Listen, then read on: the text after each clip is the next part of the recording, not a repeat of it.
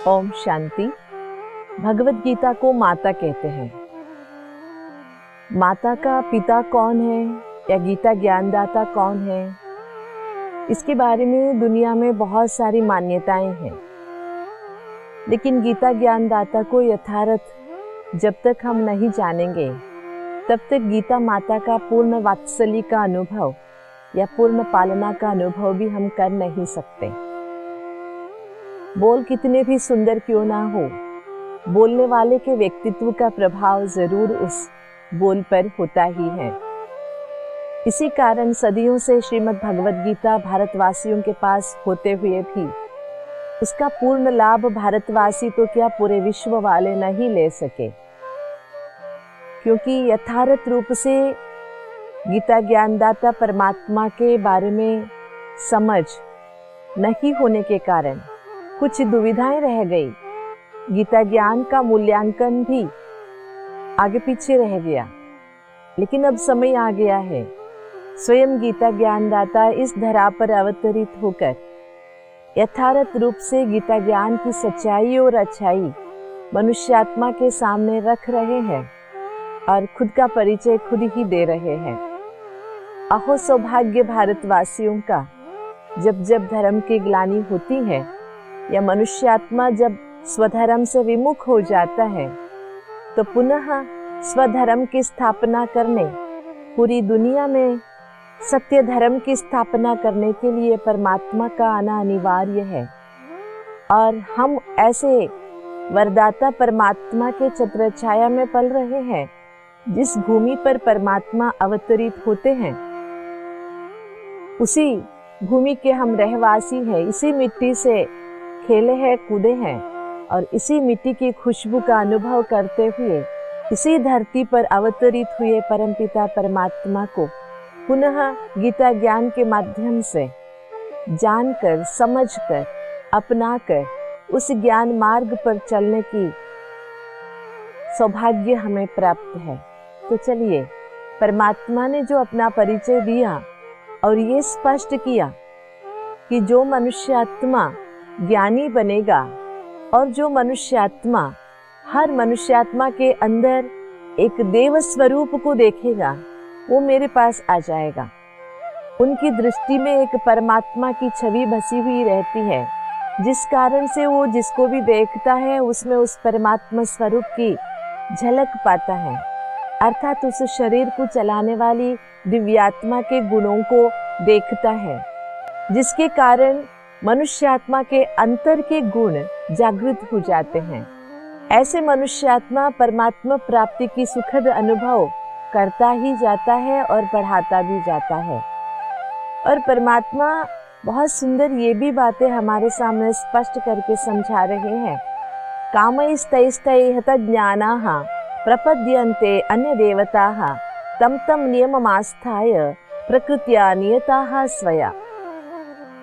परमात्मा जब इस धरा पर अवतरित होते हैं और परमात्मा जो ज्ञान सुनाते हैं मनुष्यात्माओं को, जिसको हम गीता ज्ञान के रूप में आज भी पढ़ रहे हैं, और परमात्मा को यथार्थ नहीं जानने के कारण अथवा कोई भी विकारों के वशीभूत होने के कारण जो मनुष्यात्मा हतज्ञान हो जाता है, अर्थात उसका ज्ञान समाप्त हो जाता है, तब वो अन्य देवताओं को पूजना शुरू कर देता है।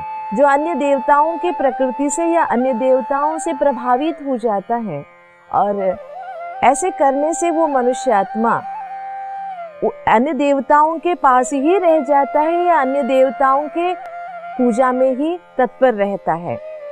इसका मतलब ये हुआ, जब मनुष्यात्मा, जो हमने पहले सुना था कि एक भक्ति विशिष्यते तेषाम ज्ञानी, जिसके बारे में भगवान कह रहा था कि जो मनुष्य एक भक्ति करता है, एक ही परमात्मा को भक्ति पूर्वक पूजता है, प्रार्थना करता है या याद करता है, वो मेरे लिए बहुत प्रिय है और वो मेरे पास आ जाता है। यहाँ पर जैसे जैसे मनुष्यात्मा में विकारों के वशीभूत होकर अंदर से कुछ भटकन सा हो जाता है, प्रकृति के प्रभाव में आ जाता है, अपनी आस्था के अनुसार वो अन्य देवताओं की पूजा करने शुरू कर देता है। आगे चलकर भगवान ये बातें हमें समझाते हैं यो यो याम्यां तनुं भक्तः श्रद्धया अर्चितुम् इच्छति तस्य तस्याचलां श्रद्धां तामेव विददाम्यहम्।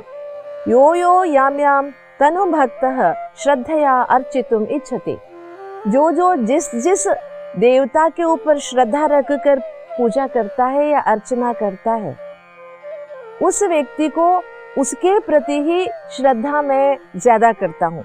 अर्थात समझिए कोई व्यक्ति एक पत्थर को भगवान समझकर पूज रहा है, तो उस पत्थर के प्रति ही उनकी श्रद्धा कायम रह जाती है, क्योंकि उस व्यक्ति के अंदर यथार्थ रूप से परमात्मा को जानने की या तो इच्छा नहीं है, या तो परख नहीं है, या तो ताकत नहीं है। इसलिए जिसको भी वो पूजता है उसी के ऊपर मैं उनकी श्रद्धा को स्थिर कर देता हूँ और उनको उस पत्थर के द्वारा या जिसकी भी पूजा करता है उसके द्वारा फल देने वाला मैं ही हूँ। तस्य तस्या अचलाम श्रद्धाम तामेव विददाम्यहम्। ऐसा ही अचल श्रद्धा को कायम करते हुए मैं बढ़ाता हूँ और उनका फल भी देता हूँ। लेकिन फल देने वाला मैं हूँ। ये पहले भी हमने सुना है कि गीता के अनुसार कोई भी मनुष्य का इष्टार्थ सिद्धि करने वाला स्वयं भगवान है, लेकिन जिसके द्वारा पूजा किया उसी के ऊपर श्रद्धा कायम करने के लिए उसी के द्वारा फल की प्राप्ति होती है, ऐसी अनुभूति मनुष्य कर लेता है। इससे क्या हुआ? एक तो परमात्मा से भटक गए, एक तो जितने का उतने में ही रह गए और फिर से उसी चक्कर में फंस गए, चक्रव्यूह में। लेकिन भगवान यहाँ पर भी मनुष्य आत्माओं को कंडीशन नहीं कह रहे कि वो छोड़ दो, मेरे पास ही आ जाओ। वो यथार्थ रूप से ज्ञान बता रहा है, एक की ही भक्ति करोगे तुम मेरे पास आ जाओगे, तुम मेरे प्रिय बन जाओगे। अगर जिनमें भी तुम्हारी श्रद्धा है उनके प्रति तुम्हारी श्रद्धा और अचल होती जाएगी और तुम उनके द्वारा ही फल पाते रहोगे। कितना विचित्र है ये। जैसे का वैसा, जिसका करते हैं उसका ही हम आसपास घूमते रहते हैं और उन्हीं से लगता है कि फल पा रहे हैं, लेकिन देने वाले को हम भूल गए। कई बार होता है ना, सामने होते हुए भी हम पहचान नहीं सकते कि वास्तविकता क्या है। स्वयं परमात्मा सामने खड़ा है अपने, और हमारे बीच में कुछ नहीं रखा है, लेकिन जब मनुष्य आत्मा देह भाव में या विकारों के पर्दे बीच में ला लेता है तो सामने वाले परमात्मा को पहचान नहीं सकता। ठीक है, जब तक परमात्मा परमधाम के निवासी रहे हमने उनको नहीं पहचाना, लेकिन जब परमात्मा इस धरा पर अवतरित हुए हैं उनको तो हम जाने पहचाने। लेकिन हमारी एक समस्या है मनुष्यात्माओं की समस्या ये है, हमारे जैसे जो बात करता है हमें वो ही अच्छा लगता है। अगर हमारे जैसे ही कोई बात नहीं करता, कुछ अलग सा करता है, उनका विश्वास करना या उनको जानना हमारे लिए मुसीबत बन जाता है। देखिए, हम फ्रेंडशिप भी उनका करते हैं जो हमारी इक्विवेलेंट होता है, या हमें आगे बढ़ना है, हमसे अच्छे लोगों का फ्रेंडशिप करना है, ये हमारे हाथ में होता नहीं है या शायद हम कर नहीं पाते। यहाँ भी ऐसे ही हो रहा है। जब मनुष्यात्मा का मन विकारों से ग्रसित है तो विकारों में फंसा हुआ मन उसी के आसपास ढूंढता रहता है, कुछ जो मिला उसकी पूजा अर्चना करना शुरू कर देते हैं। लेकिन जब मनुष्यात्मा को यथार्थ पता चलेगा कि सामने भगवान ही था, भगवान ही शिक्षा दे रहा था, फिर भी मैं भटक रहा था, तो उसका हालात क्या होगा सोचिए। एक छोटी सी कहानी शायद आप सबने भी सुनी है, कहानी कहे या एक घटना। एक पहाड़ी पर एक मंदिर था। उस मंदिर को जाने की जो रास्ता थी, उस रास्ते के बीच में एक पुराना घर था। उस पुराने घर में पति पत्नी दोनों रहते थे। पति का पहले कहाँ दूसरी जगह पे नौकरी थी, तो बहुत सालों तक ये घर बंद ही था। जब उनकी नौकरी से रिटायरमेंट हो गई तो उन्होंने ये घर पुनः खोला और यहाँ आकर सेटल हो गए। उनके घर से जैसे गेट खुलता उनका, तो अंदर 10 कदम चलते बहुत बड़ा एक पत्थर आपको नजर आता।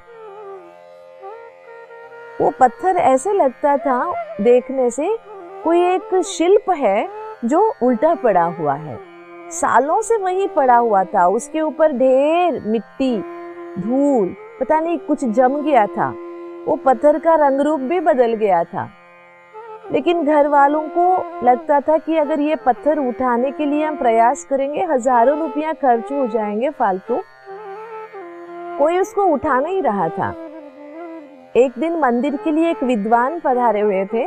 वो विद्वान मंदिर का दर्शन करके वापस लौट रहे थे, तो उनको प्यास लगी, तो उन्होंने इनका दरवाजा खटखटाया और बोला कि थोड़ा सा पानी पिला दीजिए, मुझे प्यास लगा है। तो जैसे इन्होंने पानी पिया, पानी पीने के बाद वापस लौट रहे थे, तो उस महानुभाव की दृष्टि वहां पर उल्टा जैसे पड़ा हुआ शिल्प था या पत्थर था, उस पर गया। उन्होंने घर वालों से पूछा ये क्या है? इन्होंने कहा बहुत सालों से यहाँ ही पड़ा हुआ है, पता नहीं कितने दिनों से है, मेरे पिताजी के जमाने से भी यहाँ पड़ा हुआ है। इसको उठाने जाएंगे तो बड़ा खड्डा हो जाएगा, बहुत पैसे भी खर्च हो जाएंगे, इसलिए हमने ये छोड़ रखा है। महानुभाव ने क्या किया, उसके ऊपर से थोड़ी मिट्टी हटाई, थोड़ी सी पानी डाली और थोड़ा सा जब साफ किया तो उनको बहुत वंडर लगा। उन्होंने कहा क्या मैं अपने खर्चे से ये पत्थर यहाँ से उठाऊं और आपकी जमीन ठीक ठाक करके दूं, तो आप मुझे ये पत्थर उठाकर ले जाने के लिए मंजूरी देंगे? तो उन्होंने कहा हाँ भले, ये अच्छा होगा, अगर आप ये उठा के ले जाएंगे तो हमारा जमीन भी साफ हो जाएगा, हम यहाँ पर कुछ फल फूल लगा देंगे। जैसे ही उन्होंने वो पत्थर उठवाया, वो एक शिल्प कलाकृति थी, 10-12 फुट ऊंची, बहुत बड़ी। लेकिन घर वालों को तो उसकी कोई महत्ता थी नहीं, तो उन्होंने समझा अच्छा रास्ते का एक जो बैरियर था, विघ्न था, वो हट गया। ऐसे कुछ साल बीत गए। घर वाले दोनों पति पत्नी तीर्थ यात्रा के लिए निकले। तीर्थ यात्रा करते हुए एक अमुक जगह पे पहुंचे। वहां पर बहुत भीड़ थी। एक बहुत सुंदर 1000 साल पहले वाली एक कलाकृति का दर्शन होने जा रहा था और उस कलाकृति को देखने के लिए कुछ पैसे की टिकट भी लेनी थी। ये दोनों पति पत्नियों ने टिकट भी खरीदा और अंदर गए भी। उस भीड़ में आगे निकलते हुए उन्होंने जब वो पत्थर को देखा या शिलाकृति को देखा, वो शिल्प कलाकृति वो ही थी जो इनके घर के सामने पड़ी हुई थी सालों साल। इतना जैसे कि इनको शौक लग गया, अरे जो हमारे घर के सामने सालों साल पड़ी हुई थी, ये हजारों साल पहले कोई गंधर्व की शिल्प कलाकृति थी, जो बहुत ही रेयर कलाकृति थी, कहाँ भी नहीं मिलने वाली, जिसको देखने के लिए लाखों लोग पैसे देके टिकट खरीद के आके देख रहे थे। अपने अज्ञानता पर इनको हंसी आई, जो सालों साल हमारे घर के सामने पड़ी रही, हम पहचाने नहीं। आज इसकी वैल्यू इतना है जो देश विदेशों से लोग देखने को आ रहे हैं। तो क्या लगा आपको ये सुन के? हम भी तो ये ऐसे ही है। स्वयं भगवान जिस धरती पर पधारे हैं, और स्वयं भगवान पधारते ही नहीं है और अपने बारे में बताते भी हैं, और जिसको हम गीता ज्ञान के माध्यम से सुनते भी आए, पढ़ते भी आए, रटते भी आए, लेकिन उस परमात्मा को हम पहचान नहीं सके, जो हमारे आंगन में खड़े हैं, हमारे सामने खड़े हैं। उसे छोड़कर काम वासना के या मन की कई भटकन के कारण से अलग अलग देवी देवताओं की पूजा करते आए और उन्हीं के ऊपर अपनी श्रद्धा बरकरार रखते आए, और परमात्मा के द्वारा ही हमें फल मिलता आया, लेकिन हम उसको पहचान नहीं सके। फिर भी भगवान कहता है जैसे का वैसा मिलता ही है, कोई खाली तो नहीं जाता है। जितना जिसका करेगा, श्रद्धा जितनी होगी उतना तो वो अवश्य फल पाएगा। लेकिन भगवान की ये जो महावाक्य है, इसे क्या हमें समझना है? यो यो याम याम तनु भक्तः श्रद्धयार्चितुम् इच्छति तस्य तस्याचलां श्रद्धां तामेव विददाम्यहम्। तो जो जिस पर भाव रखता है, जिस पर श्रद्धा रखता है, तो हमें अपनी श्रद्धा कहाँ रखनी है? और कौन से भाव से किसकी पूजा करनी है। पहले तो हमें खुद पर विश्वास रखना बहुत जरूरी है और साथ ही साथ यथार्थ रूप से जीवनदाता परमात्मा को भी जानना बहुत जरूरी है। जब तक हम यथार्थ रूप से परमात्मा को पहचानेंगे नहीं तो अपने अंदर में जो भी दुविधाएं हैं उनसे बाहर निकलने का रास्ता हम पा नहीं सकेंगे। और वंडरफुल बात यही है, गीता ज्ञान सुनते आए लेकिन अपने समझ से उठकर हमने समझने का प्रयास नहीं किया। बस इसी लिमिटेशन के अंदर हम समझते रहे।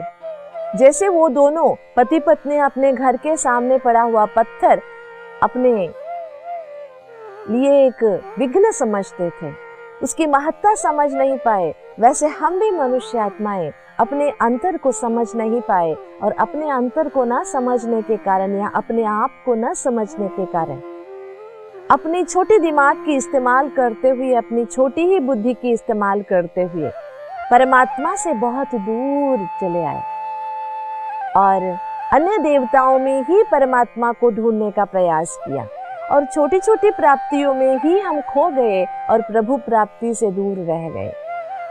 और हम ये भूल गए कि जब प्रभु प्राप्ति हो जाएगी, ये छोटी छोटी प्राप्तियां तो अपने आप होनी है।